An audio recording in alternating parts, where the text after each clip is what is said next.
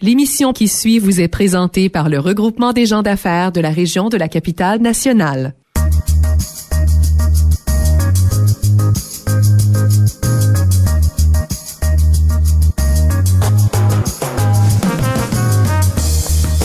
Bonjour, ici Joanne Lefebvre. Je vous souhaite la bienvenue à notre rendez-vous hebdomadaire des gens d'affaires.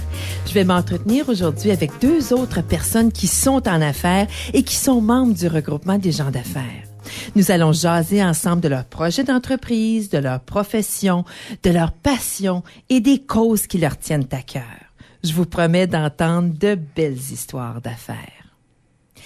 Les plus grandes histoires à succès, que ce soit dans le secteur public ou privé, sont aussi les histoires de gens qui ont vu loin et qui ont eu l'audace de mettre en œuvre des idées nouvelles. La région de la Capitale-Nationale, et notamment la communauté francophone, est riche en récits de personnes et d'organismes qui ont bravé les obstacles les plus divers, qui se sont taillés une place sur le marché et qui ont apporté des bénéfices appréciables à la communauté. Le regroupement des gens d'affaires vous propose une série d'entrevues qui mettent en relief les histoires de ces gens d'affaires de la région, celles et ceux qui éclairent la voie par l'originalité de leur démarche et qui sont nos chefs de file dans le monde des affaires d'aujourd'hui. Logan Katz est un cabinet d'experts comptables qui a vu le jour ici même à Ottawa et dont l'activité se focalise sur la région de la Capitale-Nationale. Denis Chéné est un des partenaires de l'entreprise et je souligne qu'il est aussi premier vice-président au conseil d'administration du regroupement des gens d'affaires de la Capitale-Nationale. Il est ici avec nous aujourd'hui. Bonjour, Monsieur Chéné, et bienvenue à notre rendez-vous des gens d'affaires. Bonjour, Joanne. Logan Katz est une entreprise bien de chez nous. Donnez-nous les grandes lignes de vos activités. Alors, Joanne, d'abord, je suis associé, c'est ça, au cabinet de comptable Logan Katz, qui est, je qualifierais mon cabinet comme étant un cabinet un peu comme les autres qu'on connaît.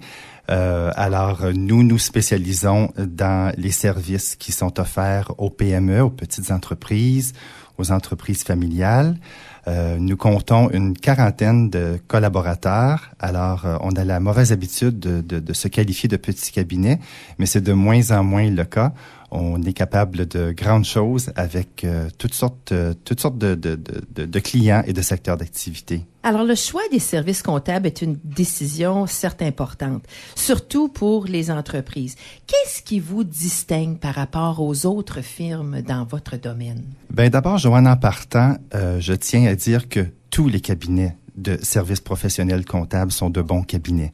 Alors, je ne ferai pas croire à personne que on se démarque exceptionnellement des autres. Cependant, ce qu'on entend de nos clients, c'est que on se distingue un peu par notre disponibilité et la proximité qu'on exerce avec nos clients. Il faut pas toujours être là une fois par année pour tout le secteur de réglementation. Il faut être là au courant de toute l'année. Il faut être disponible pour répondre aux questions ponctuelles. Il faut les accompagner, non seulement dans leur réussite, mais à travers les défis qu'ils éprouvent de temps en temps. La semaine dernière, j'ai rencontré une avocate cliente qui me disait qu'elle n'avait, une nouvelle cliente en fait, qui m'exprimait qu'elle n'avait jamais eu une réunion comme ça avec son comptable où on a parlé de toutes sortes de choses qui dépassent le secteur réglementaire. Un autre de mes clients, la semaine dernière, on a discuté pendant une bonne demi-heure au sujet de la possibilité qu'il augmente ses prix à ses clients. Ça aucun lien avec la fiscalité ou la comptabilité, mais il tenait vraiment à obtenir mon opinion là-dessus. Il hésitait beaucoup. Et puis, je pense qu'il a pris mes recommandations au sérieux. Alors, c'est comme ça, je pense, qu'on se démarque, c'est d'être disponible, d'aller au-delà de la fiscalité, de la comptabilité et d'accompagner nos clients à travers leur cheminement. Très intéressant, Denis. Alors, vous desservez une vaste clientèle d'affaires dans la région de la Capitale-Nationale et de l'Est ontarien. Est-ce que vous êtes tenté de partir à conquête de nouveaux marchés? Oui, absolument, tout à fait. Je répondrai à cette question-là avec deux éléments. D'abord, c'est important qu'une entreprise, pas juste un cabinet de services comptables, mais toutes les entreprises, je pense que c'est important d'avoir une philosophie de se regarder et de se voir comme étant plus grand que l'on est. Je pense que c'est sain d'œuvrer comme ça. Et ça fait plusieurs années qu'on travaille de cette façon-là, de sorte que il y a un certain nombre d'années qu'on s'est joint à une affiliation internationale. Alors, quand nos clients, quand le temps vient d'exporter ou d'établir une place d'affaires à l'étranger, que ce soit aux États-Unis, en Inde, en Chine, en Europe, on est en mesure de les accompagner tout simplement en communiquant avec nos homologues à l'étranger dans cette affiliation-là. Et nous en sommes très actifs. Un de mes associés, Gary Katz, est en fait le président du regroupement des cabinets nord-américains au sein de ce réseau international-là. Le deuxième élément dont je voudrais parler, c'est que à Ottawa, nous avons une brochette de PME et d'entreprises familiales qui œuvrent quotidiennement au-delà de nos frontières immédiates et qui sont intéressées à d'autres marchés à l'étranger. Et si on n'est pas en mesure de les accompagner, comme je disais au début, on se démarque en étant là, en les accompagnant, ben je pense que on manque le bateau et puis on risque de perdre l'opportunité de se démarquer. Alors, en partant, lorsque nos entreprises sont prêtes à aller au-delà de nos frontières, on est en mesure de les accompagner. On a un service de préparation de déclaration de revenus pour des contribuables américains. Alors, même si on n'est pas parmi les plus grands, on voit grand et on est capable d'accompagner nos clients partout au monde. Logan Katz se donne une vocation communautaire. Votre cabinet est engagé dans plusieurs initiatives à vocation sociale. Qu'est-ce qui vous motive dans cet engagement? C'est une très bonne question. Il faut à tous les jours se rappeler qu'on est chanceux. On n'est pas meilleur que les autres, on est chanceux. On a la bonne fortune de participer dans un cabinet qui réussit très bien. On a la bonne fortune d'avoir une bonne santé. Alors, à tous les semaines, en fait, quand je rencontre mes associés, on se le dit à haute voix qu'on est chanceux. Et on se le rappelle. Et si on oublie le fait qu'on est chanceux, il est trop facile d'oublier qu'on fait partie d'une communauté qui est parfois vulnérable, qui n'a peut-être pas la bonne fortune que nous avons. Alors, c'est dans cet esprit-là, dans cette conscience-là, que c'est facile, c'est tout à fait naturel d'avoir un esprit de solidarité, de collaboration et de redonner à notre société. Tout simplement parce qu'on est des citoyens qui ont toutes les chances du monde. Alors, il faut se souvenir que ce n'est pas le cas pour tout le monde. Et donc, quand on a la chance d'aller supporter une cause, que ce soit financièrement, que ce soit en temps, que ce soit au niveau d'une levée de fonds, de faire partie d'un conseil d'administration, il faut être ouvert à ces opportunités-là. Comment se dessine l'avenir pour Logan Katz? Alors, nous sommes dans une formidable période de transition.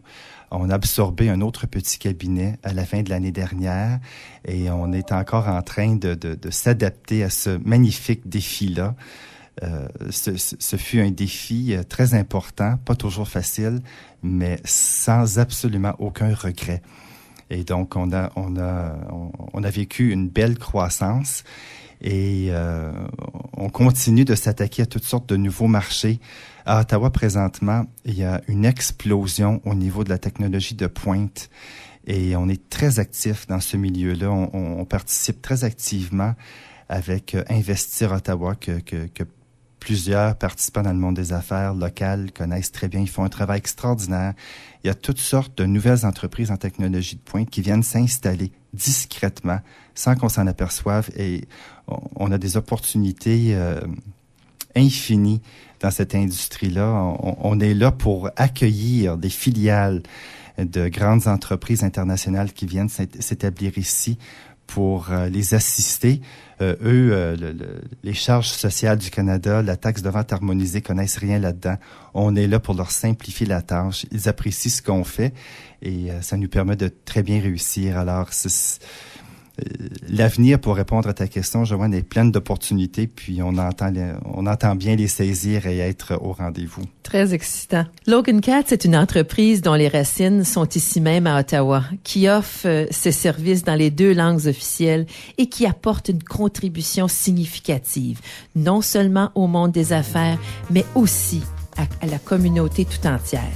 Monsieur Cheney, je vous remercie d'être venu nous rencontrer aujourd'hui.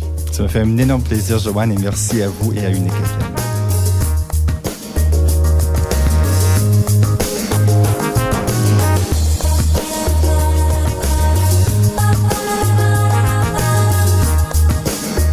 sénateurs d'Ottawa sont beaucoup plus qu'une équipe de hockey dans la région de la capitale nationale. Ils sont en fait une industrie et un de nos moteurs économiques. Daniel Julien travaille au sein de cette organisation depuis maintenant plusieurs années et il est ici pour nous parler de ses projets. Bonjour, Monsieur Julien. Bonjour, Joanne. Alors, les spectateurs voient leurs joueurs préférés évoluer sur la glace, mais dans les faits, un club de hockey, c'est effectivement une entreprise. Une entreprise à gros sous. Alors, votre environnement de travail est-il différent d'un autre milieu corporatif, selon vous? Je pense qu'il est très différent d'une façon, mais il est très semblable d'une autre façon. Nous avons le même genre de département que d'autres entreprises, les ventes, le marketing, la comptabilité, les ressources humaines, etc. Mais en même temps, nous avons un gros département de hockey et des gros revenus, des grandes dépenses dans ce département-là. Alors, c'est différent avec ces gros sous à ce point-là, mais de d'autres façons, c'est très semblable.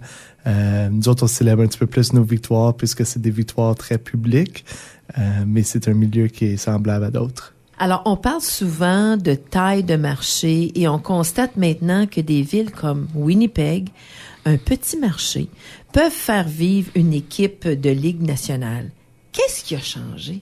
C'est la convention collective. Malheureusement, il y a eu le lockout il y a une couple d'années, mais cette convention collective a mis la Ligue, les joueurs et les équipes en partenariat.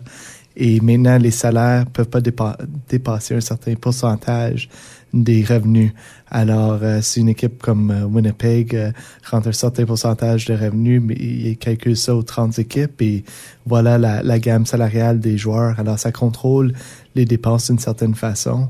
Quand on parle de Winnipeg, c'est un petit marché, mais ils ont le soutien corporatif. Si tu regardes une ville comme Ottawa, qui est un plus gros marché, le soutien corporatif est un petit peu plus difficile à cause il y a bien des corporations qui sont avec le gouvernement, qui font affaire avec le gouvernement. Il y a des règlements là. Alors, Winnipeg et Ottawa, un des bénéfices serait le contrat de télévision. C'est un gros revenu pour les équipes canadiennes. Alors ça l'aide beaucoup à rester là avec les gros marchés des États-Unis. Alors, je me suis toujours posé la question au sujet de la loyauté des partisans de l'Outaouais et des francophones de l'Est ontarien. Après 20 ans d'existence des sénateurs, sommes-nous définitivement convertis et combien d'entre nous restons partisans des Canadiens ou des Leafs? Oui, nous sommes pas complètement convertis à date. Ça va prendre une couple de générations de partisans. Je crois... J'ai pas vu les statistiques dernièrement, mais je crois que les Leafs versus les sénateurs, ça devient de plus en plus majorité sénateurs. Mais dans l'Outaouais, c'est 55% du monde qui dit que les sénateurs sont leur équipe préférée. Et il y a probablement une quarantaine que c'est les Canadiens. Alors, c'est toujours difficile. Quand tu regardes Franco-Ontario, c'est plus autour du 65% qui sont partisans des sénateurs, mais nous avons des gros partisans des Canadiens. Les sénateurs sont engagés dans toute une gamme d'initiatives qui sont extérieures aux activités du club. Alors, quelle est l'importance de cette implication? Je pense que c'est important d'être impliqué quand vous êtes un membre d'une communauté. Et comme vous avez dit, nous sommes un gros membre de la communauté. Il y a des gros sous envers l'entreprise. Et l'impact que nos joueurs peuvent avoir dans la communauté est immense. C'est pas seulement leurs sous, mais quand tu penses au temps qu'ils visitent un hôpital et juste une quinzaine de minutes de leur temps peut vraiment tourner les choses positives. On voit ça souvent dans les médias. Alors, comme corporation, quand on pense pas aux joueurs, puis moi, j'ai pas exactement l'impact quand je visite un hôpital. Alors, c'est important d'être là dans la communauté. On va faire une grande annonce demain envers nos patinoires qu'on continue à construire dans la communauté. Et nous sommes vraiment axés envers la santé. Alors, être dans les hôpitaux, Rogers House et ce genre de choses-là. Et aussi construire des patinoires et d'autres espaces pour que les jeunes aient un emplacement pour faire de l'exercice. Alors, nous avons une vision envers quel impact on veut avoir dans la communauté. Mais c'est d'une grande importance et je pense que chaque personne dans l'organisation ressent cette importance-là. Oui, ces initiatives-là ont certainement un impact très positif. On l'espère. Oui.